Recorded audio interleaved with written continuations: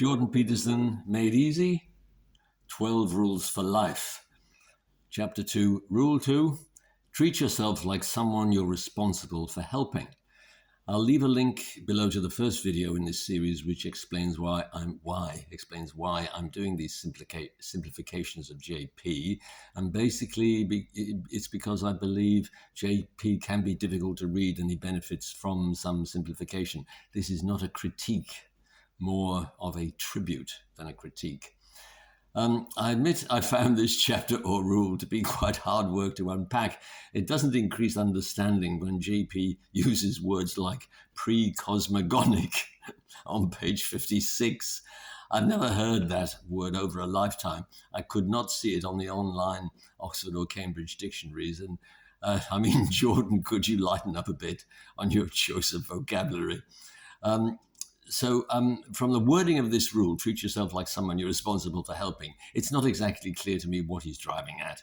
So let's reword this rule in the hope of increasing understanding. Clearer wording might be, we take care of others better than we take care of ourselves. Don't do that. Do not do that. Is your life like that? My life is not like that. My friends and acquaintances seem to take very good care of themselves and pay little attention to the people around them. So please let me know what your experience is on this issue in the comments below. Now, in support of his case that people do not help themselves when they easily could, Peterson gives examples such as people seek their doctor's advice but do not take the medication prescribed, and he quotes evidence for this. Okay, so far we know the sort of people he's talking about. Next step, Peterson talks a lot in this rule and elsewhere on YouTube videos about order and chaos. And the subtitle of the book we're looking at is An Antidote to Chaos. So let's conclude that understanding chaos is a big thing in our understanding, a big thing in our understanding of the world according to Peterson. So what does Peterson have in mind? It's probably obvious enough that our everyday lives are a mixture of order, chaos, plus the thing that tries to balance the two, which Peterson refers to as consciousness. Now, Peterson gives numerous examples, and I've added some examples of my own in the hope of greater clarity. So, order is known territory, which we understand. Order is known territory, that which we understand. Your home, kitchen, living room, the time of the train you catch to work, your plan for the weekend, people behaving politely in a social gathering. These are known. Chaos is unknown territory. For example, when your marriage collapses or you get stuck in a traffic jam on your way to your first date with a new contact, or you stumble across some malicious gossip about yourself. Chaos can strike suddenly, your car brakes can fail, or you think you might have an incurable disease. Okay, so far we know what order and chaos are. But JP gets into trouble with the mainstream press and with activists for saying that order goes with the masculine and chaos goes with the feminine. Now, why does he say this? And to answer this question, we have to rewind the tape of history, and Peterson points out that these ideas do not originate with him. Sure, he's drawing our attention to this stuff, but these ideas originate in some of the ancient and heavy literature which Peterson is prone to reading. In this case, the literature is on Taoism or Taoism. You can spell it with a T or a D. What is Taoism? What is Taoism? I'll leave some links below, but it's the yin and yang idea that many of you will have heard about over the years. It's that symbol, that black and white circle with the intertwining shapes. You will have seen that around the place.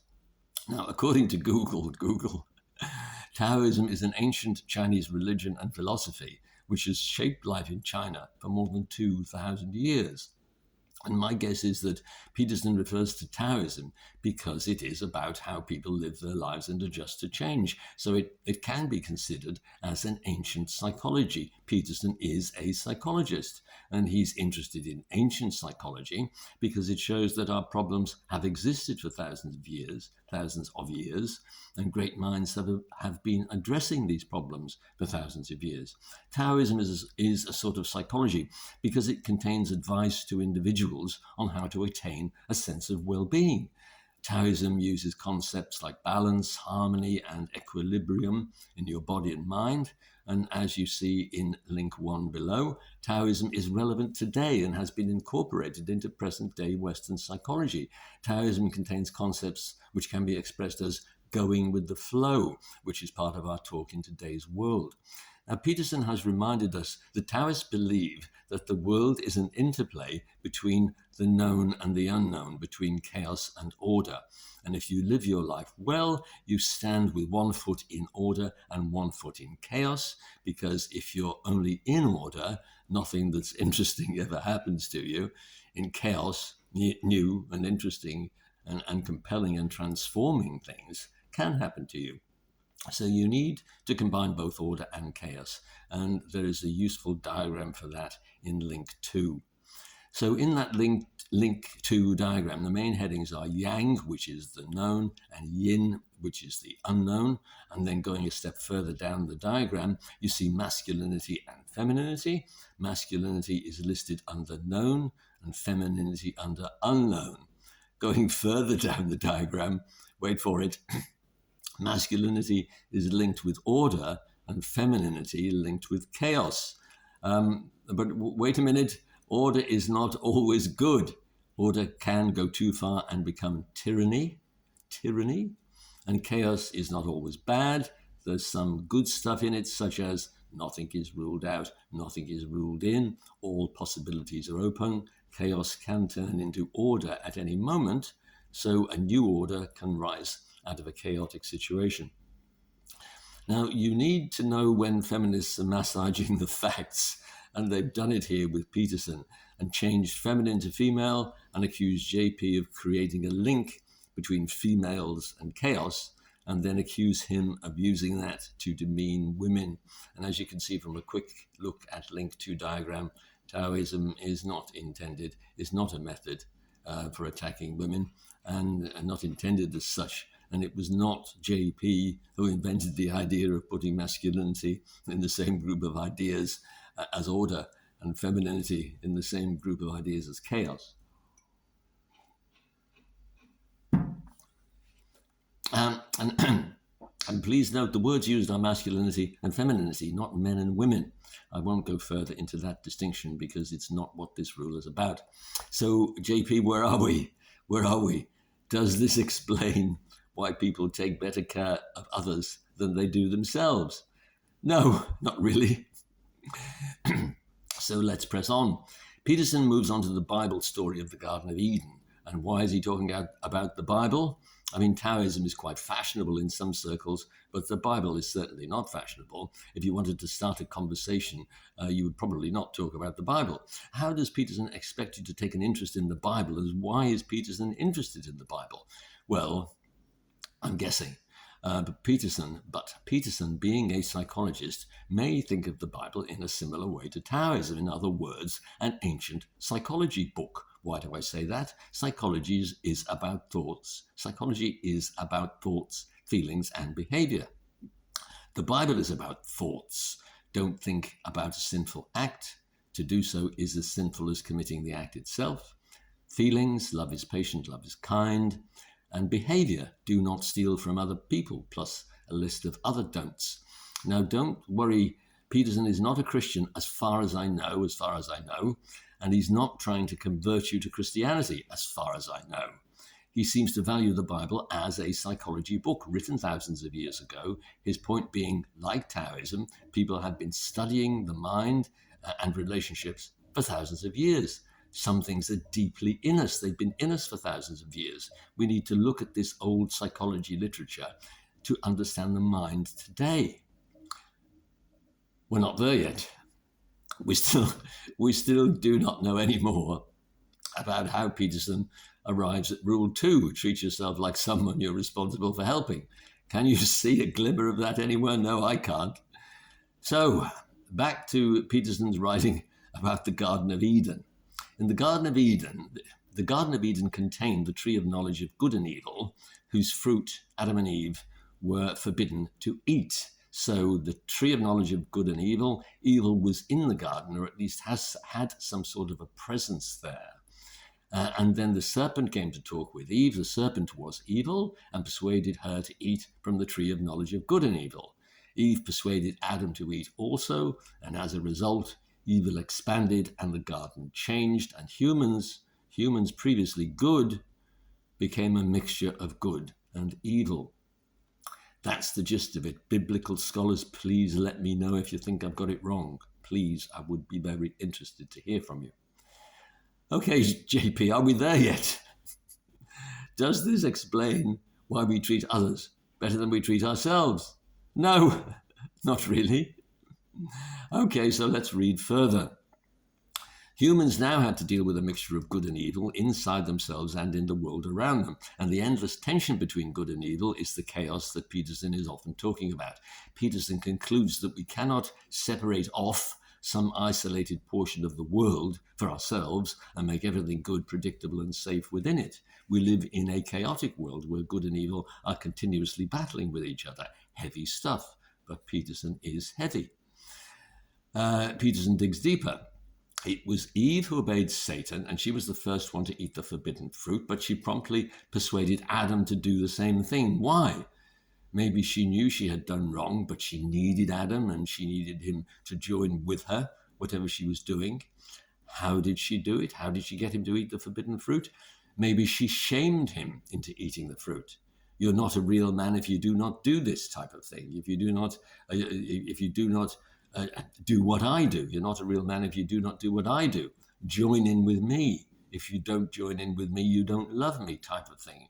Maybe it was something like that. Anyway, the concept from Peterson is she shamed him into eating the forbidden fruit.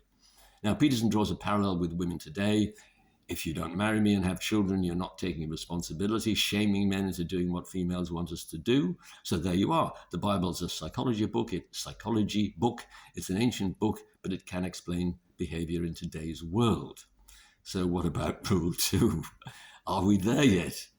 Do we see yet how Peterson arrived at rule 2? No. We dig a bit deeper. In the Bible, it says that Adam and Eve had eaten the forbidden fruit. And after they'd done that, they found out for the first time that they were naked. Peterson tries to unpack what this means. He starts by saying that naked means vulnerable, unprotected, and easily damaged. It means people can easily see whether you're beautiful or not, whether you're healthy or not. Adam and Eve could see themselves, and they made clothing to cover themselves. Why? Well, maybe they did not like what they saw. Maybe they did not like the look of their vulnerable body parts shown to the world. So they made clothing to cover themselves. And before this happened, Adam and Eve had been in the habit of talking to God from time to time. Now they felt ashamed of themselves. Shame. They did not want to talk to anyone, certainly not God, so they hid. Pathetic, as if you can hide from God. And this is another bit of psychology which applies today. Shame is much talked about today. Fat shaming, for example.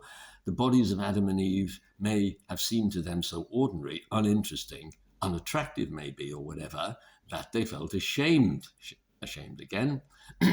Ashamed to be in the company of God, in the company of perfection. Next, God came looking for Adam. Adam hid from God. Adam was ashamed of himself, shame again, and so he could not come out into the open and admit to God about eating the forbidden fruit. So focus on us today. We are the descendants of Adam and Eve, and so we are similar to them. We are ashamed of ourselves. Now I think we are there at last with rule 2. We're vulnerable, average looking, ashamed, feel worthless. We feel we are not worth helping. We feel so ashamed and worthless, we do not even want to help ourselves. On the other hand, we are brought up by our parents, guardians, and the wider society to believe that it is noble to help others, for example, to help children, pet animals, and so on. And so we do that. Well, do the same for yourself and help yourself, no matter how worthless you feel. Do the same for yourself and help yourself, no matter how worthless you feel. I think we're there at last in explaining, treat yourself as someone you're responsible for helping, or we take care of others better than we take care of ourselves. Do not do that. Do not be ashamed of yourself. You are worth helping. Help yourselves. Help yourselves in the same way that you help others. That's it. Next video is Chapter 3, Rule 3. Make friends with people who want the best for you. If you want to read something along the same lines as Jordan Peterson, but in simpler style, you might try my book, Men Fall in Love and Women Make Plans. Men Fall in Love and Women Make Plans. It's a problem solver for young men in Western society about how to relate to women. The UK link to my book is given below. Otherwise, just type the title, Men Fall in Love and Women Make Plans, plus the author, Anthony Mersey, Mersey, into Amazon search. You have to type in the author's name as well to get it to come up. Please leave comments and click subscribe, then click all, no charge for that, if you want to be notified of future videos. Thank you for watching.